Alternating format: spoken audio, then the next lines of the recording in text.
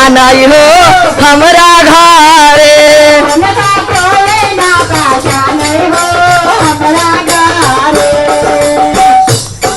अरे घराही में सासुर हो घराही में सास जी।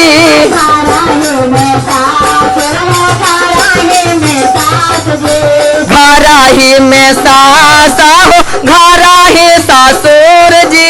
बच जा। घरही छोटा का देवरवा हो हमरा घरे।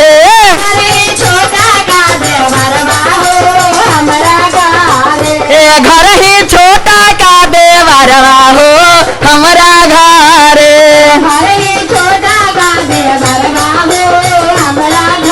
कैसे कहे के बा जब महादेव द्वार पहलन हा तो कोई ना पहचानत रहे। टोला महला में शिष्या बहिन रही निकल गई हा तो कहे के बा निकल ली हा तो महादेव को तो पहचान ही न लीहन। कहे के बा अपने महालिया से निकलन साबा शिष्या हो दौड़ी दौड़ी।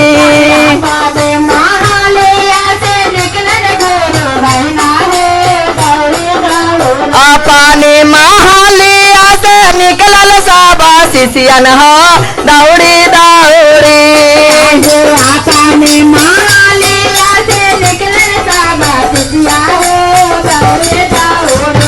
भोला के चरनिया लट पातलन हो दौड़ी दौड़ी। जय हो भोला के चरनिया लपटलन हो दौड़ी दौड़ी।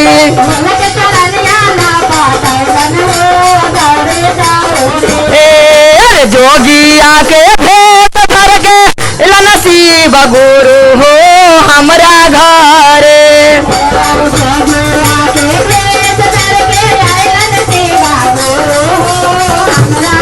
उनका कोई ना पहचान हो हमरा घरे। जय हो उनका कोई ना पहचान हो हमरा घरे।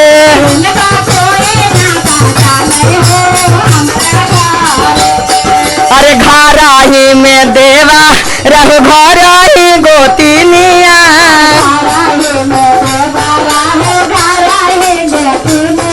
अरे घराही में देवा रहो घराही गोतिनिया।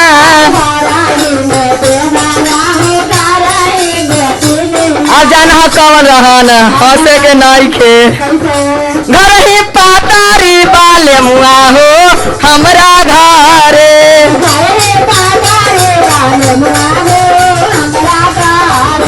घर ही पातारी साजना हो हमरा घरे।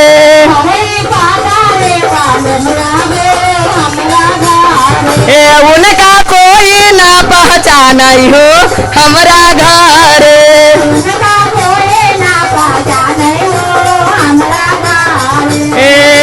जोगिया के भेष धर के आइलन शिव गुरु हो हमरा घरे।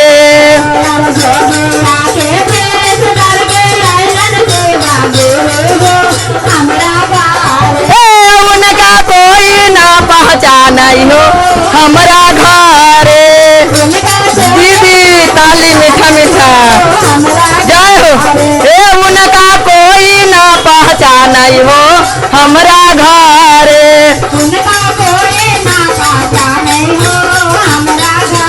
अपने महाली अस निकलन गोरो भैया हो दौड़ी दौड़ी।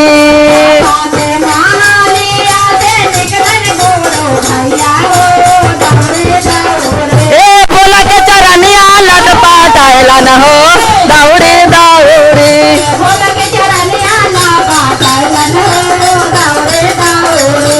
जोगिया के भेष धर के आइलन शिव गुरु हो हमरा घरे।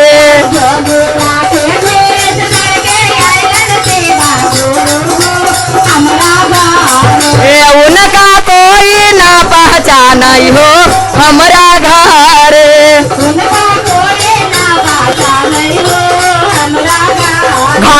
ही में भैंसुरा हो घर ही गोतिनिया। जय हो दीदी।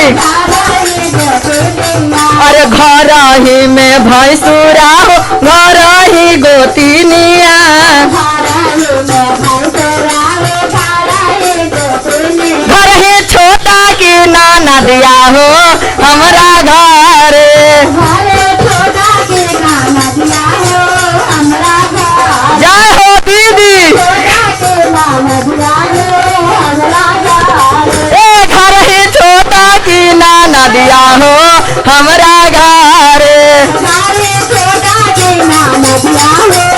ए जोगिया के भेष धर के आइलन शिव गुरु हो हमरा घर।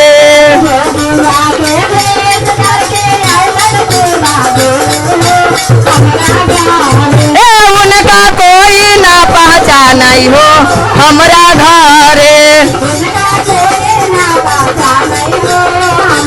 अपने महाली अस निकलन सब शिष्यन हो दौड़ी दौड़ी।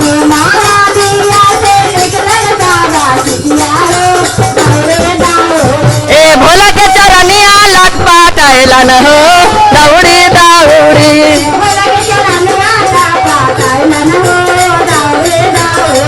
ए भोला के